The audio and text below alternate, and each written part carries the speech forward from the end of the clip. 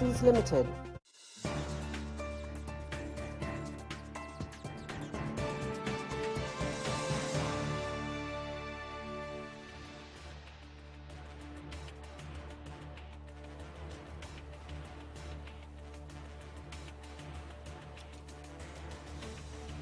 Welcome back to a Monetary Policy Special. I have been speaking about Reserve Bank's surprise pause to some of the veterans from the market. Dinesh, Khara, RBI Chairman, Prasanna, the Head of Treasury and Global Markets at ICICI, Chief Economist of Citi India, Samiran Chakraborty, and Mridul, Saggar, former ED and member of the RBI's MPC and now a Professor of Economics at IIM Kozhikode.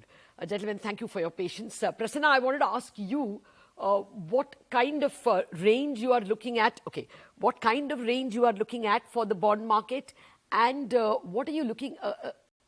Do you expect any liquidity easing measures later on in the year? Because there is a massive borrowing after all, and liquidity is already just about evenly balanced. So Lata, today I think there's been a kind of a knee-jerk reaction with the short-end bonds falling by around 12 to 15 basis points, and the 10-year yields also falling by 5 to 7 basis points. But I think the way it's going to happen is that since the rate view is getting more benign than what it was earlier, the short end will continue to perform better. We may probably see the 5-year even going up to going down to 7% or maybe even below. But since the borrowing program is heavy, I don't think the long end deals are going to react as much. So we will see a bullish steepening kind of a thing playing out as far as the US the Indian yield curve is concerned. What is the other question, Lata? Rupee, I mean, how do you see the currency as well react? So I think you have also discussed it quite at length in your various shows. Clearly, the view on the current account deficit, as far as India is concerned, has got substantially better, and we are now most of us are kind of expecting less than 2% of GDP.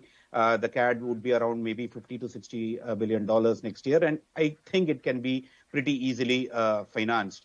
On top of it, you have also a dollar-X view, which is kind of getting a little negative, or I would say weak dollar view, because of the possibility of higher hikes happening in Japan, Euro, as well as the fact that with the dollar peak in sight, there are a lot of flows which are possibly coming out of the US into emerging markets and commodity currencies, including India.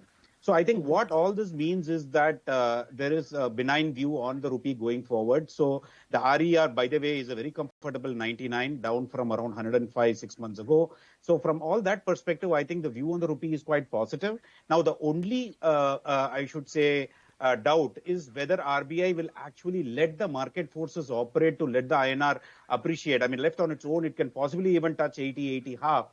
But I'm not sure whether the RBI would really want it to go all the way to that level. They will probably want to, keep intervening and recouping the reserves that they probably lost. They have recouped a lot of it, but I guess some of it they would probably going to recoup it as well as we go forward.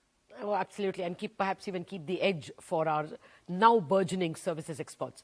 Mr. Khara, I wanted to ask you, what does this do to bank margins? I mean, you all are a big 40% of the Nifty. I mean, finance companies, banks. Margins now crunched. Competition from the bond market is there. You can't raise rates anyway for the EBLR, the linked, repo-linked loans. And immediate liquidity is tight. You have to pay more for deposits. Well, Lata, I think much of it will be the play which we'll get to see in the how it unfolds in the days to come. But yes, of course, I don't think so that margins will get into compression immediately, because we have always seen that when it comes to deposit liabilities, recalibration of the interest rate in case of liability, it is with a lag, with a substantial lag.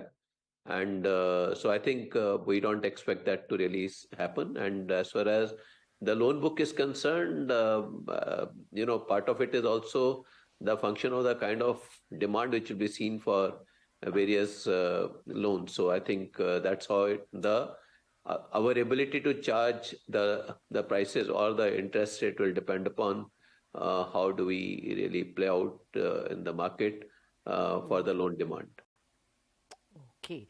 All right. Perhaps not immediately, but it does look like if the Reserve Bank is in for a long pause and liquidity is tight, then maybe the best of margins is behind us. Samiran, what do you think about liquidity? There is this massive borrowing program, and we are not going to get perhaps the same help from mutual funds and insurance companies given the tax changes. Do you think we should perhaps bake in even a CRR cut second half? So, Lata, the issue is that from a durable liquidity perspective, we are already back to where we were pre-COVID, even below that. So the entire withdrawal of accommodation from a liquidity perspective is already done.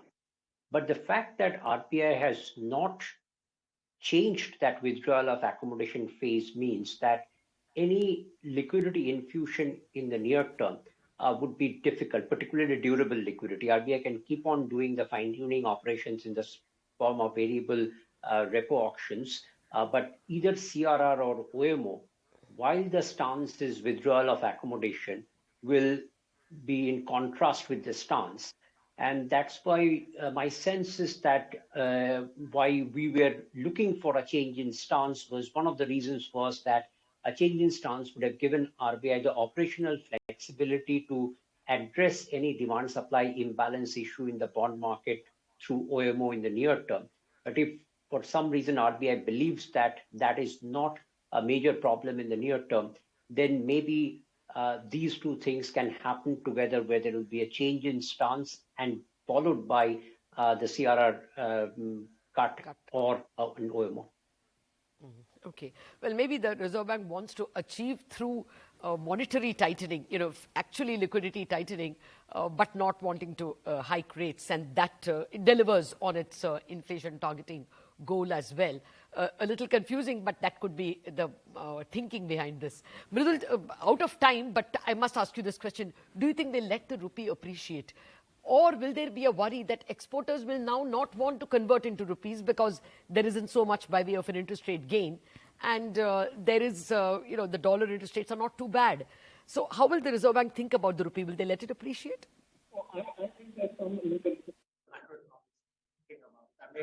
if we are talking of global spillovers and global outflows, then you can't have rupee appreciate. I don't think that would be the objective of RBI to fight inflation by appreciating the rupee. So that's ruled out. Okay, ruled out. That's very important as a takeaway for businessmen as well as for traders, that rupee appreciation deliberately allowed by RBI will be ruled out. Well, that answers a lot of questions. Thank you very much, gentlemen. I'm unfortunately out of time, but that helps us understand the monetary situation much better. There is going to be pressure on margins. There will be pressure on liquidity. But for the moment, it looks like the Reserve Bank will keep its inflation fighting mandate on, maybe not with hikes, but by keeping a control over liquidity and maintaining the stance as withdrawal of accommodation. Thank you very much, Prasanna, Samiran, Mridul and Mr. Khara.